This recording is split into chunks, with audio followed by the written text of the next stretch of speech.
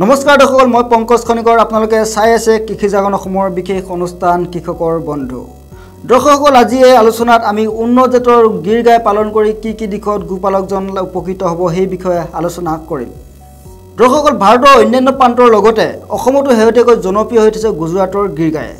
অসম চৰকাৰৰ অধীনত গৰুমুখী বহুমুখী প্ৰকল্পৰ বাবে গুজৰাটৰ পৰা এই গিৰ গাইসমূহ অনাৰ পাছতে অসমৰ বহু গোপালকে গিৰ গাইৰ প্ৰতি আকৰ্ষিত হৈছে ইয়াৰ মূলত এই গিৰ গাইসমূহে অধিক পৰিমাণে গাখীৰ দিয়ে লগতে এই গিৰ গাইসমূহে যিকোনো ধৰণৰ জলবায়ুৰ লগত সহজেই খাপ খাই পৰে সম্প্ৰতি অসমৰ পৰম্পৰাগত গোপালন এতিয়া আমুৱাইছে গোপালকসকলক কাৰণ গোপালন কৰিলে লাভতকৈ লোকচানৰে সন্মুখীন হয় গোপালকসকল আগতে গৰু বিক্ৰী কৰি দুপইচা অৰ্জন কৰিছিল গোপালকসকলে কিন্তু গুৰ খান অহাৰ পৰা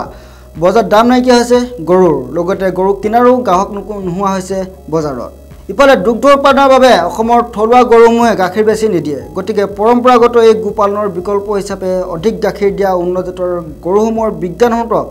পালনৰ প্ৰতি গোপালকসকল আকৰ্ষিত হৈছে গতিকে আজি এই গিৰ জাতৰ গৰুৰ বিষয়ে কিছু তথ্য লৈ এই ভিডিঅ'টো প্ৰস্তুত কৰিছোঁ গিৰ গাইসমূহ প্ৰধানকৈ গুজৰাটৰ কিন্তু বৰ্তমান দেশৰ বিভিন্ন প্ৰান্তত গিৰ গাই দেখিবলৈ পোৱা যায় সম্প্ৰতি বিশ্বত অধিক গাখীৰ দিয়া গৰুৰ তালিকাত গিৰ গাই স্থান পাইছে এজনী গিৰ গাই পোৱালি দিয়াৰ পাছতে 10 মাহে গাখীৰ দি থাকে গোটেই জীৱনত এজনী গিৰ গাই 6 পৰা 12টা পোৱালি দিয়ে আৰু গিৰ গাইসমূহে 12 পৰা 15 বছৰলৈ পোৱালি দি থাকে ইতিমধ্যে আপোনালোকে গম পাইছে যে গিৰ জাতৰ গৰু গাখীৰ উৎপাদনৰ ক্ষমতা অন্য জাতৰ গৰুৰ তুলনাত সৰ্বাধিক যাৰ বাবে গিৰ গাই পালন কৰি বছৰি লাখ টকা উপাৰ্জন কৰিব পাৰে গোপালকসকলে আপোনালোকে জানি আচৰিত হ'ব যে এজনী গিৰ গাই দৈনিক 12 পৰা 15 লিটাৰ পৰ্যন্ত গাখীৰ দিয়ে আৰু বজাৰত ইয়াৰ মূল্যও প্ৰতি লিটাৰত 60 পৰা 65 টকা এজনী গিৰ গৰুৱে এদিনত 10 লিটাৰতকৈ অধিক গাখীৰ দিলেও 8 মাহত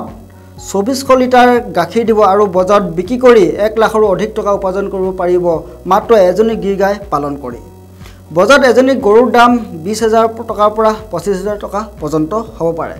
কিন্তু এই মূল্য ৰাজ্যভেদে বেলেগ হ'ব পাৰে গিৰ গাইসমূহৰ এটা কথা ভাল যে ই যিকোনো পৰিস্থিতিৰ লগত মোকাবিলা কৰিব পাৰে আৰু ইয়াৰ ৰোগ প্ৰতিৰোধ ক্ষমতা অতি বেছি যাৰ বাবে গুজৰাটৰ গিৰ গাই এতিয়া সমগ্ৰ